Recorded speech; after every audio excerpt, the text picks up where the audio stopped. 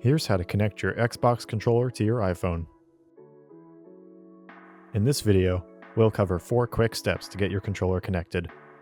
To get started, take your Xbox controller and press down the Xbox button to turn it on.